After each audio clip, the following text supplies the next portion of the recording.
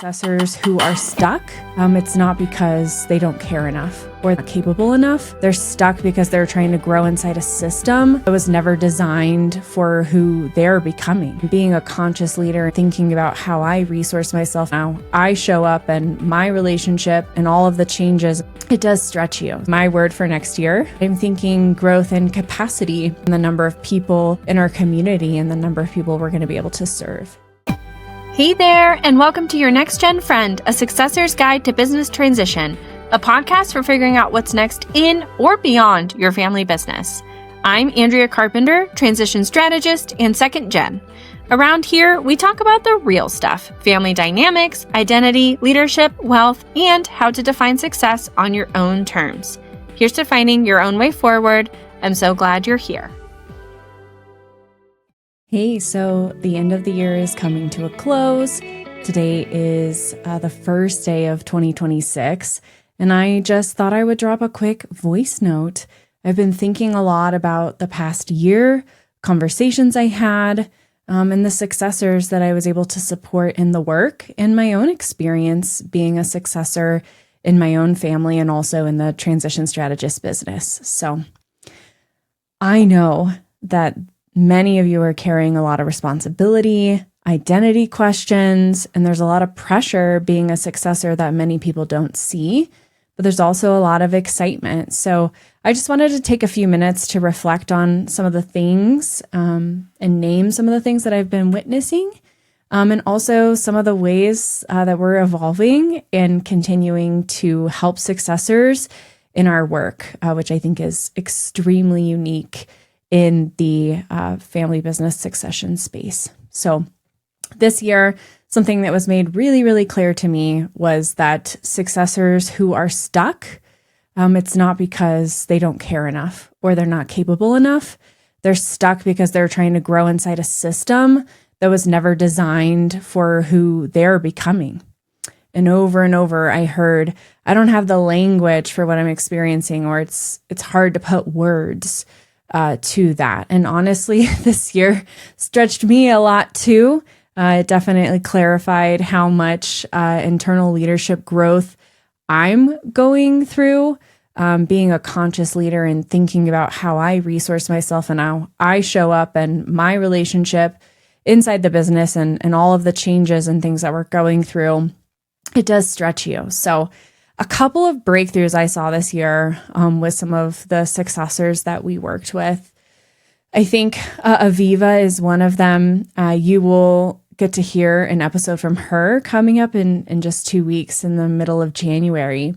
At her transition moment, she moved from this space of, I don't even know if I want to be the successor, to, yes, this is the right fit for me, and actively starting to push on the transition itself, having the conversations, talking about what it looks like when her dad actually starts to step out of the business, and also thinking, what does leadership and that growth and those changes look like for sure. So her episode will come out in January, and I can't wait for you to hear her story. There was another family, a very different situation. I think what I'm so proud of this successor for is the work that she did on herself internally. Transitions bring up a lot of things that can make us feel really self-conscious, or can bring up authority or relationship things. And there's some things that we can control, but there's some things that we can't outside of ourselves. So being a more conscious leader, how we regulate ourselves and our nervous systems, and how that helps us show up and have better conversations and be a better leader, and resource our team, is really, really cool. And so I was super proud of the work that she did this year as they did their transition roadmap on herself. There was a third situation, which was a much larger family. They had 7 kids actively working in the business. And in this family, as they worked through, there were a couple that are taking over CEO and major types of roles. And there's a couple that said, I'm actually going to step out of this. And they're working on their family governance now. But that clarity to be able to say, this isn't the right fit for me. I think it's someone else's dream to kind of be in this business and to share that. And that shift can really change everything. And I think that family is in a much healthier place now that they've been able to have some of those conversations. So again, I think so many different stories. This is what it is like working in family business and working inside a business. If you're a successor who's not related, that is not one that you own. The path is really interesting and there's a lot to learn, but also a lot of growth that we can put on ourselves. So I think that was a takeaway for me this year. Lots of personal work with all the successors that I saw and lots of growth. And that actually helped me name my word for next year, which will be growth. Not as growth as in more pressure or more hustle, but I'm thinking growth in capacity and growth in the number of people in our community and the number of people we're going to be able to serve. So I'm really excited for that. There's something else I'm working on that I can't wait to share with you sometime in the near future as well. But yeah, growth, that's my word for next year. So I thought it was worth 30 seconds just to talk about how we are changing as a company. When I first joined the Transition Strategists, families would find us. We would put together these big proposals about how we were going to help them and their family, and it was very custom. And at the end of the day, the truth is it is always custom the way we work with families, but there are some things that stay the same and some things that are different. So we've changed our model to make it really easy for businesses and families to come in and start working, whether the owner comes in first or maybe the successors come in first, and to go through all of our tools and our transition roadmap developer. So the program is called Evolve. And again, that's kind of this idea of you will evolve as a person as you navigate a transition. So will everyone else in the family. So will the business.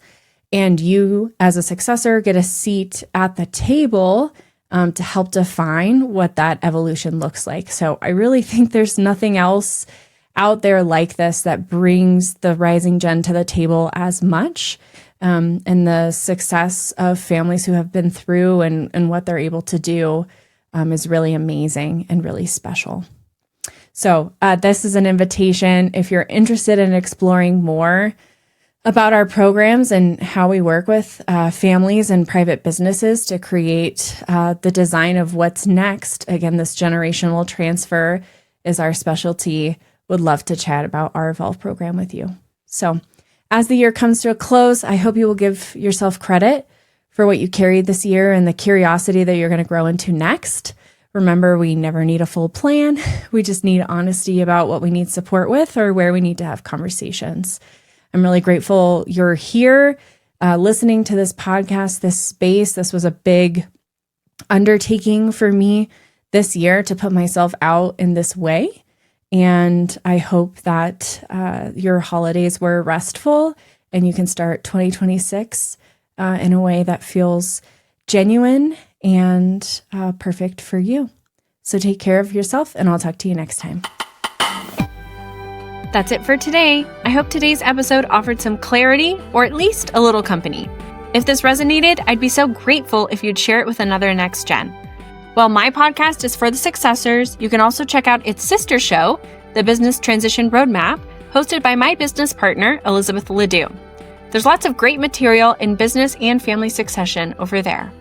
I hope you'll take a listen. Be well and see you next time.